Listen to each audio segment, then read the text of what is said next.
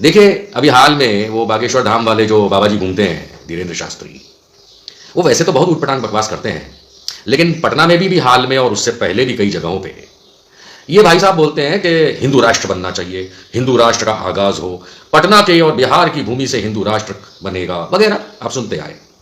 और इनसे पहले भी न जाने अनगिनत भक्तों ने, अनगिनत लोगों ने, जिनकी कोई सामाजिक कद ना हो, ऐसे लोगों ने ये बातों को उठाया। हाँ, कुछ नामामूली विधायक और सांसद भी ऐसी बातें करते आए हैं। अपने आप को हिंदू धर्म के ठेकेदार मानने वाले भी कुछ लोग हैं जो ये बात करते आए हैं। क्या करते आए हैं कि हिंदू राष्ट्र बना लीजिए भारत को, उपरांत इसके कि वो अखंड भारत की बात करेंगे और ये सब वो छोड़ दीजिए, अखंड भारत तो एक अलग ही टॉपिक है।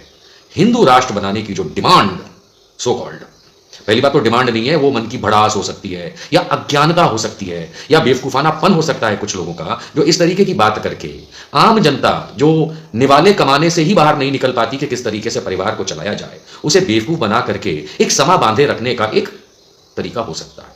लेकिन संविधान, कानून, देश की राजनीति और सुप्रीम कोर्ट के आदेशों को अगर ये नासमझ लोग पढ़ लें, समझ लें, तो इन्हें पता चल जाएगा कि इनका जो ये हिंदू राष्ट्र का ढकोसला है वो कभी पूरा हो ही नहीं सकता, सिवाय एक उपाय के। वो एक उपाय मैं लास्ट में बताऊंगा।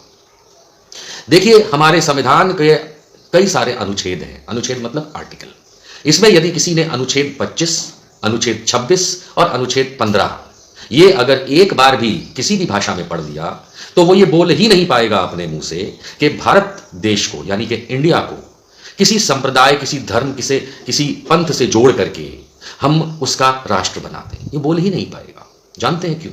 क्योंकि हमारे संविधान में हर धर्म को समानता पे रखा गया है। कोई मतलब नहीं कि उस धर्म के अनुयायी की संख्या कितनी है।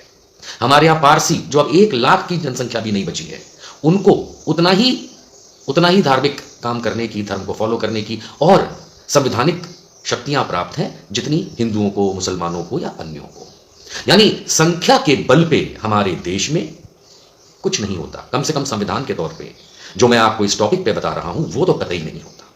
हां, संख्या के बल पे चुनाव जीते जाते हैं, ये हो सकता है। संख्या के बल पे क्रिकेट मैच जीते जाते हैं, हारे जाते हैं, ये हो सकता है कि किसने कितने रन बनाए। लेकिन किसी धर्म के अनुयायी कितने हैं, वो अनुच्छेद 25, अनुच्छेद 26, अनुच्छेद 15 हमारे संविधान का उस नजर से देखने ही नहीं देता कि तुम ज्यादा हो तो तुम्हारे नाम का देश हो जाएगा।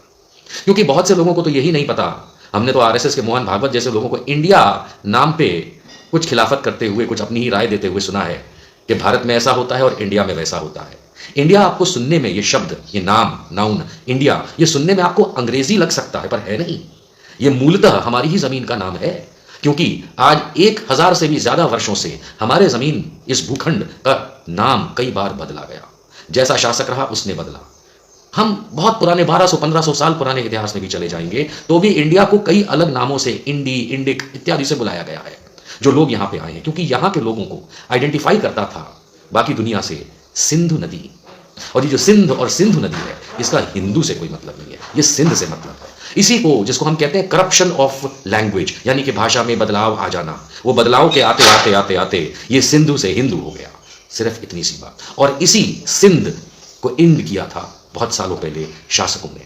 मैं पर्शियन जो भाषा का इंपैक्ट है उससे भी पहले की बात कर रहा हूं, मैं अंग्रेजों से भी पहले की बात कर रहा हूं।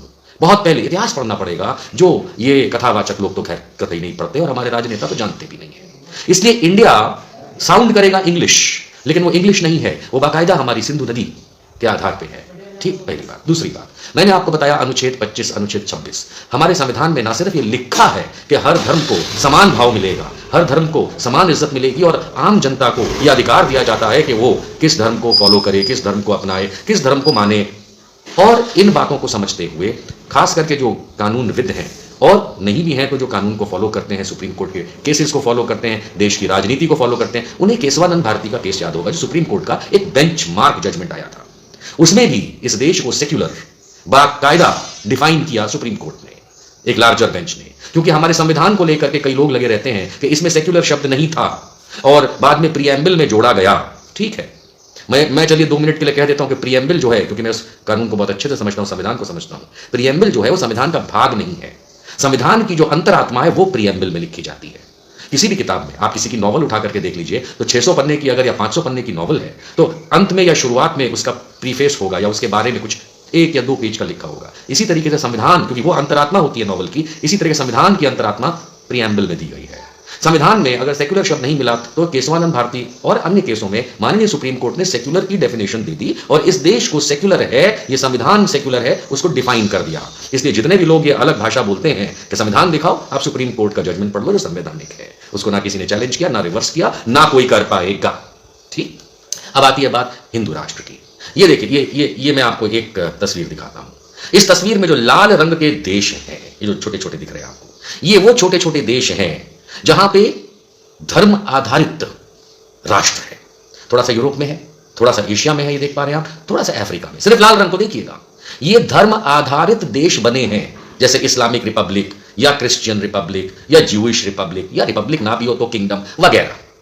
ये जो हरे रंग में बाकी पूरी दुनिया आपको दिख रही है, अमेरिका, दक्षिण अमेरिका, उत्तर अमेरिका, यूरोप का पूरा भाग, अफ्रीका का लगभग पूरा भाग, एशिया का लगभग पूरा भाग, ऑस्ट्रेलिया, ये जितना आपको दिख रहा है भाई, ये धर्म आधारित देश नहीं है। ये ना तो ईसाई देश है, ना इस्लामिक देश है, ना हिंदू देश है, ना बौद्ध देश है, ना जैन देश है। देखिए जापान में ताओइज्म चलता है, वो ताओ देश भी नहीं है। आप कहेंगे क्योंकि गए नहीं होंगे, अमेरिका में सारे अंग्रेज रहते हैं इंग्लैंड में, अमेरिका में सारे क्रिश्चियन रहते हैं, ऐसा तो नहीं होता।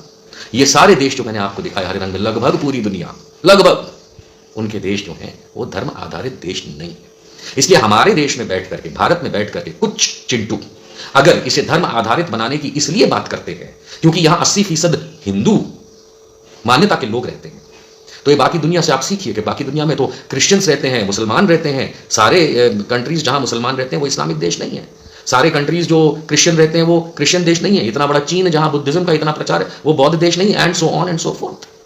अब आप कहेंगे, मैंने सुना ये क्या नाम इनका, धीरेन्द्र शास्त्री जी, कि भाई हमारे इस देश में यानी इस भूखंड में पहले सनातन होता था और बाद में लोगों ने अपने अपने धर्म अपना लिए, यानी सनातनियों ने किसी ने हिंदू धर्म अपना लिया जिसको वो सनातन का पर्याय कहते हैं, किसी ने इस्लाम अपना लिया, so on and so on.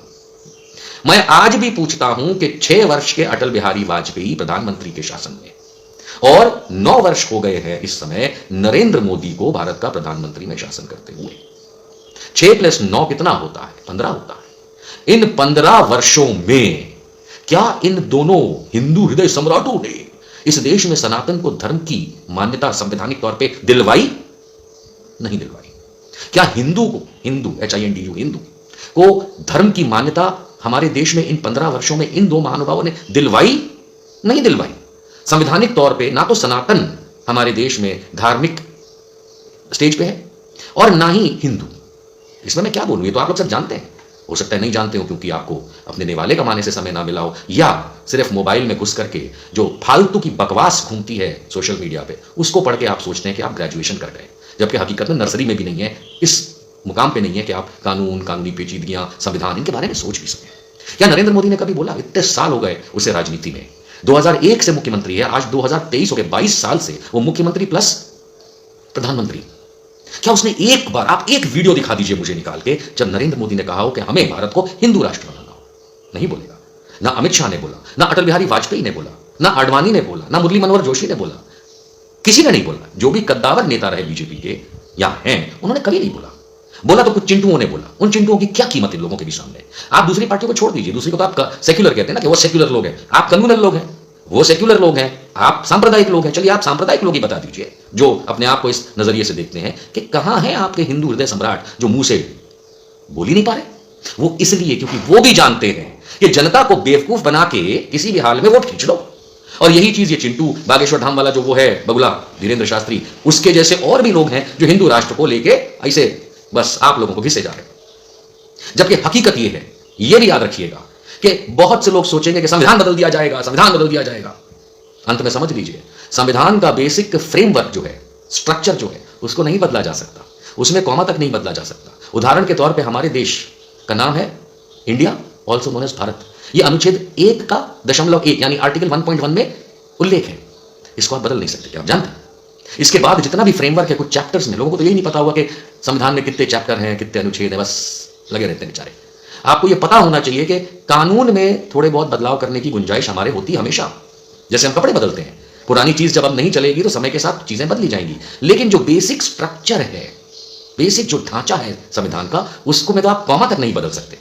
ये आपको नहीं पता है, और इन लोगों को पता है जो आप लोगों को बेवकूफ बनाते हैं, तो बेवकूफ बना रहे हैं लेकिन करके नहीं दे रहे। कुछ लोगों ने मुझसे बीच में सवाल किया था कि देखो राम मंदिर तो बनवा दिया, संविधान बदल दिया। नो सर, कोई संविधान नहीं बदला गया। वो एक कोर्ट केस था, वो कानूनी दायरे में रह करके लड़ा जा सकता था, लड़ा गया। फैसला सही आया गलत आया अपनी अपनी मान्यता हो सकती है, लेकिन मूलतः वो बात कानूनी दायरे में लड़ी जा सकती थी, लड़ी गई, फैसला जो भी आया। और उसी फैसले में, बाबरी वाले फैसले में, राम जन्मभूमि वाले फैसले में, 2019 के फैसले में माननीय सुप्रीम कोर्ट ने भले ही फैसला सही दिया गलत दिया आप अपने हिसाब से सोचते रहिए, लेकिन उस तक में लिखा है कि भारत एक सेक्युलर देश है, उस तक में लिखा है कि काशी मथुरा वगैरह वगैरह पे अब इस आदेश का कोई असर नहीं पड़ने वाला। लेकिन आप लोगों को तो लगातार बेवकूफ बनाया जाता है, आप काशी या मथुरा, कुछ नहीं होने वाला। सुप्रीम कोर्ट कह चुका है, प्रधानमंत्री क्या करेंगे, क्या करेंगे? सुप्रीम कोर्ट कह चुका है संविधान के बारे में कि बेसिक इंफ्रास्ट्रक्चर और बेसिक स्ट्रक्चर फ्रेमवर्क ऑफ संविधान छुआ भी नहीं जा सकता। बदलने की बात तो बहुत दूर की है। केशवानंद भारती पढ़ी आप? नहीं पढ़ा ना आपने, जजमेंट सुप्रीम कोर्ट का, लास्ट बेंच का नहीं पढ़ा आपने। इसीलिए आपके नेतागण चुप रहते हैं और चिंटू छोड़ रखे हैं, ये धीरेन्द्र शास्त्री और भी बहुत सारे, जो ये बकबक बकबक करते हैं और हकीकत जानिए राष्ट्र की सुरक्षा को खतरे में डालते हैं। जी, जो चीज संवैधानिक तौर पर हो ही नहीं सकती, उसके बारे में इस तरीके से प्रपंच करना, लोगों को भड़काना, ये राष्ट्र की सुरक्षा के लिए खतरा हुआ कि नहीं हुआ? आपके तो मोदी जी तक नहीं बोल पाते। इसलिए बेवकूफ बनना ये आपके हाथ में है। मदारी तो खेल खेल रहा है, पर क्या आप, जो हमेशा हम लोग कहते हैं कि भारत में बहुत विद्वान लोग रहते हैं, खाक विद्वान लोग हम लोग हैं, मैं खाक विद्वान हूं अगर इन बेवकूफों की बातों में आ जाऊंगा। पूरी दुनिया कहां की कहां चली गई। आप हिंदू राष्ट्र नहीं बना सकते, इसका कोई उपाय नहीं है। जैसा मैंने शुरू में कहा था, एक ही उपाय है, और वो मैं अब बता के अपनी बात खत्म करूंगा। एक ही उपाय है कि इस संविधान को रद्द कर दिया जाए, पूरे संविधान को, जो कि संविधान में वो प्रोविजन भी नहीं है कि आप इस संविधान को रद्द कर सकें। लेकिन कोई बाहुबली बनके अगर इस संविधान को पूर्णतः रद्द कर दे, पूर्णतः, और नया संविधान लागू करे, तो उस नए संविधान में ऐसे चीजें आ सकती हैं।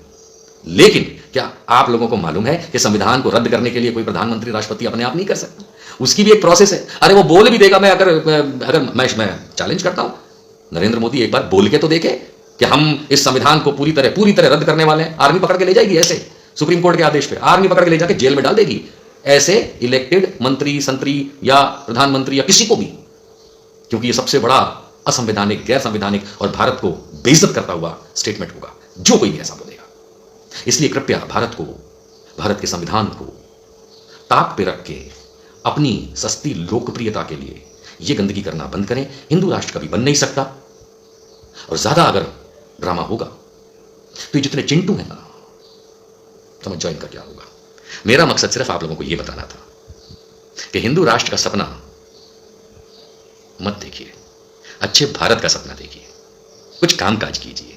5 किलो अनाज खा के भिखारियों की तरह अपने आप को मत पेश कीजिए। Do some good work, stop dreaming stupidity. जय हिंद।